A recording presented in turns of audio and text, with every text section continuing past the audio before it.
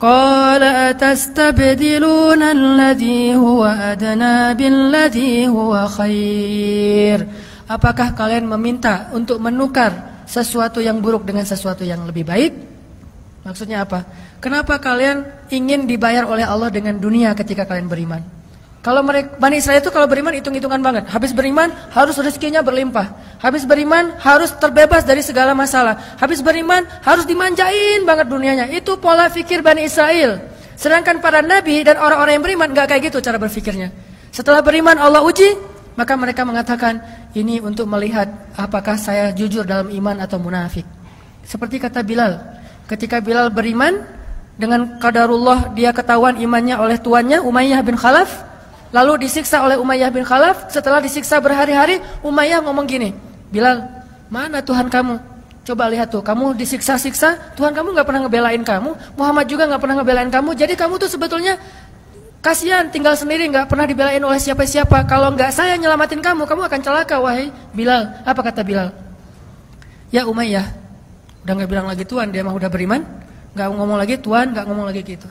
Kalau saya diuji atau disiksa karena keimanan saya, itu berarti Allah ingin melihat kesabaran saya. Maka kalian akan melihat sabar saya lebih kuat daripada sabarnya orang Arab. Karena orang Arab Mekah itu terkenal dengan keteguhan dan kesabarannya. Saya akan lebih sabar daripada laki-laki Arab dan akan lebih kuat daripada gunung Uhud. Bilal tahu itu. Jadi bukan, ya juga ya Umayyah, udah deh balik lagi aja kayak dulu. Enggak, Bilal mah gak ngomong kayak gitu. Kan orang suka pundung gitu ya. Pundung fisabilillah.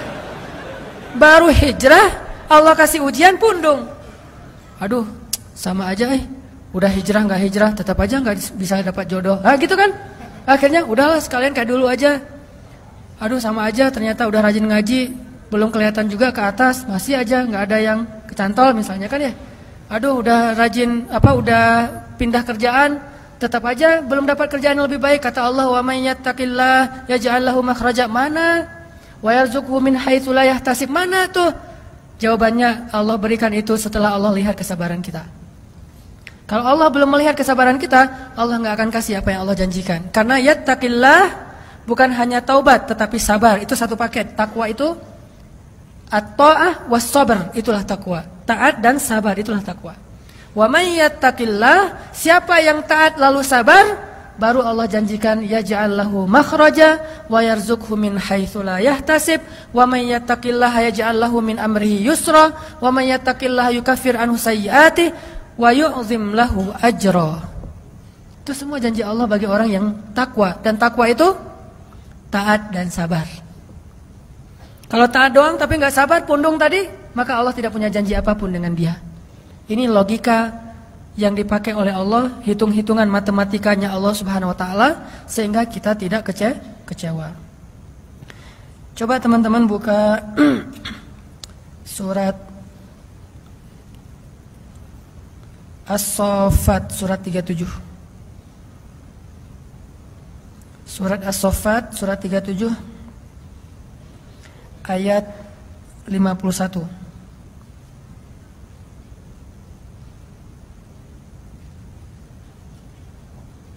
Atau 50 deh. Surat 37 ayat 50. Ini saya bacain dulu ya. Nanti setelah itu kita renungkan. Bismillahirrahmanirrahim. Fa'aqbala ba'duhum 'ala ba'din yatasaalun. Qala qailum minhum inni kana li qarin yaqulu a innaka laminal musaddiqin a idza mitna wa kunna turaban wa 'idhaman a inna lamadinun. Qala hal antum muttali'un. فاطلع فرآه في سواء الجحيم قال تالله إن كدت لتردين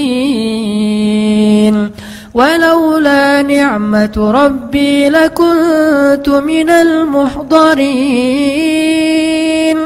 أفما نحن بميتين إلا موتتنا الأولى وما نحن بمعذبين إن هذا لهو الفوز العظيم لمثل هذا فليعمل العاملون أذلك خير نزلا أم شجرة الزقوم. Ini adegan yang tadi saya kisahkan di surga dan neraka. Fa'aqbala ba'duhum 'ala ba'dhi yatasaalun. Orang-orang di surga nanti saling kenal lagi tuh. Kita tuh cuma nggak kenal sesama kita tuh cuman awal-awal berbangkit doang. Likulli imri'in minhum yawma idzin sya'nu yughnih. Itu cuma berlaku pada saat awal bangkit. Ketika kita awal bangkit dari kubur tuh kita nggak akan saling kenal. Nggak mikirin, siapa kok kamu di sebelah saya? Nggak usah dilanjut. Nanti jadi nggak benar. Udah aja gitu ya. Jadi pas awal berbangkit kita tidak saling kenal dan semua dibangkitkan kata Nabi dalam keadaan tidak berbusana dan tidak dikhitan. Kata Aisyah, aduh malu sekali hari itu. Kata Nabi, ya Aisyah, bagaimana seseorang bisa merasakan malu padahal hari itu hari ketika setiap orang sibuk dengan urusannya sendiri-sendiri. Seorang ayah lari dari keluarganya, suami lari dari istrinya dan seterusnya. Tapi setelah adegan itu manusia nanti akan saling kenal lagi, makanya muncul adegan saling memberi pertolongan, saling menghujat, saling menimpakan dosa-dosa, saling menuntut, itu berarti udah kenal. Nah di surga manusia saling kenal lagi tuh. Sehingga kata Allah, fa'aqbala ba'duhum 'ala ba'dhi yatasaalun. Manusia akan bertemu lalu saling bertanya. Kata mereka, ini kana li qarin loh. Ada lohnya. Ini kana li qarin. Apa artinya? Dulu saya tuh punya teman loh, kata dia. Ini kata dia sama orang yang penduduk surga. Apa temannya? Teman yang tadi di dunia yang saling berlomba-lomba dalam 1000 dinar. Yang satu 1000 dinar beli istana, yang satu lagi 1000 dinar beli istana di surga. Yang satu 1000 dinar nikah di dunia, yang satu lagi nikah di surga. Yang satu lagi 2000 dinar beli kebun di dunia, yang satu lagi 2000 dinar beli di surga. Qarinun, teman dekat saya ketika di dunia. Yaqulu ainnaka laminal musaddiqin. Apakah kamu sungguh-sungguh termasuk orang yang membenarkan hari berbangkit dan seterusnya sampai kalimat qala hal antum muttali'un. Berkatalah pula ia, maukah kamu meninjau temanku itu? Kata dia kepada siapa?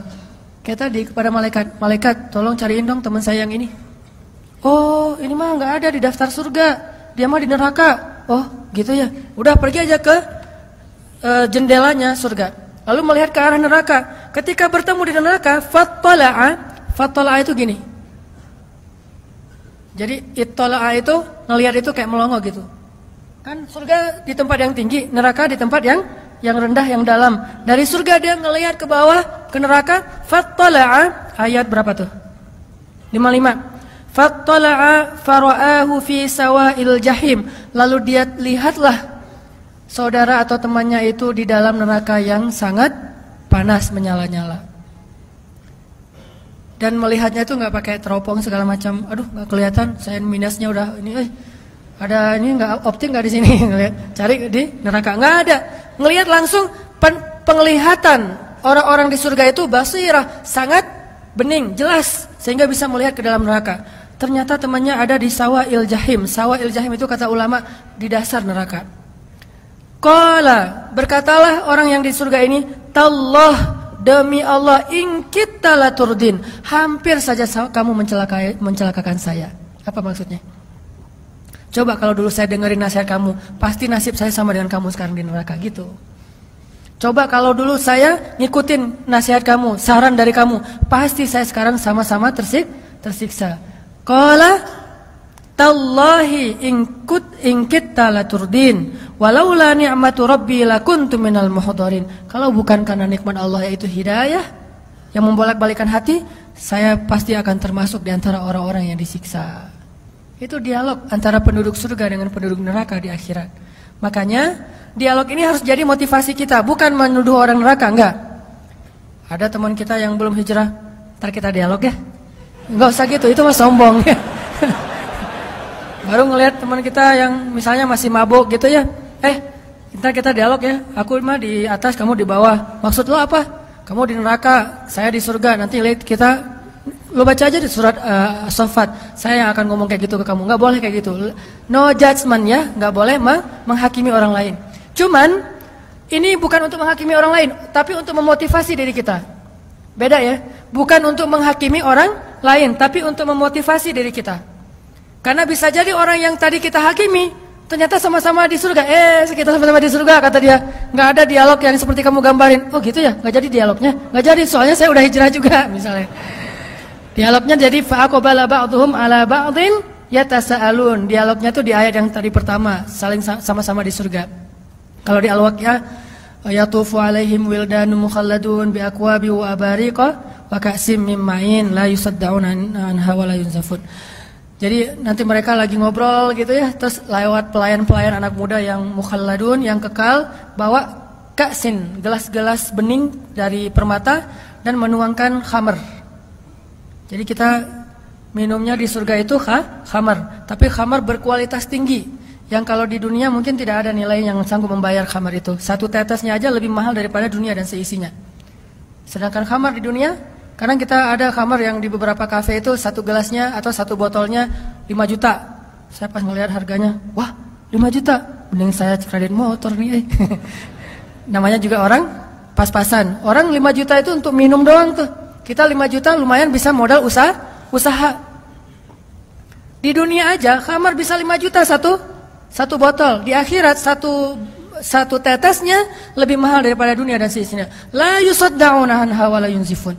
Tidak akan mabuk orang yang meminum minuman itu. Minum sesukanya, lezatnya lebih lezat tetapi tidak akan menghilangkan pikiran atau akal mereka. Jadi kita tos, gimana dulu di dunia? Wah, kenapa kamu mabuk gitu? Ternyata dia bawa dari gitu ya, nggak boleh ya, nggak boleh Pak. Saking ada sahabat yang kayak gitu, ada mau mati aja bawa khamar, bukan ke surga bawa khamar ya, mau mati aja bawa khamar. Siapa dia? Seorang sahabat Nabi yang udah hijrah tapi nggak bisa berhenti minum. Cuma itu doang yang dia belum bisa hijrah, yang lain udah hijrah. Sehingga dia berdoa, dia bilang ke anak-anaknya, wahai anak-anakku, kalau ayah nanti meninggal, kuburkanlah ayah di bawah pohon anggur. Sehingga buah-buah anggur yang jatuh ke tanah yang sudah busuk, kemudian masuk ke dalam tanah, cairannya itu bisa membasahi tulang-tulang ayah. Coba, saking ediknya dengan khamar. Sampai meninggalnya aja pengen di bawah pohon anggur, itu artinya bawa khamar ke akhirat. Dia mau meninggal aja bawa anggur tuh. Nah, ternyata nggak ada itu di surga, nggak ada orang minum khamar. Loh kok mabuk ya? Perasaan di surga nggak ada yang mabuk deh. Nih jangan-jangan mereknya apa nih? Nggak ada ya di surga maya. Semuanya lurus. Sehingga dialog itu akan terjadi nanti di akhirat. Ini motivasi buat kita. Sehingga kalau misalnya kita sedikit ngerasa agak kayak kok hidup saya susah gini, padahal udah hijrah, bilang aja apa yang ada di sisi Allah lebih baik. Saya udah mudah-mudahan dapat di akhirat. Kalau misalnya orang lain bisa membeli segala macam di dunia, kita belinya lewat sedekah aja, lewat dua rakaat sholat, lewat tasbih. Kita mengatakan misalnya Subhanallahil azim, subhanallahi wa bihamdi. Itu pahalanya apa? Satu kali mengucapkan Subhanallahil azim, subhanallahi wa bihamdi, pahalanya Allah tumbuhkan satu pohon kurma di surga.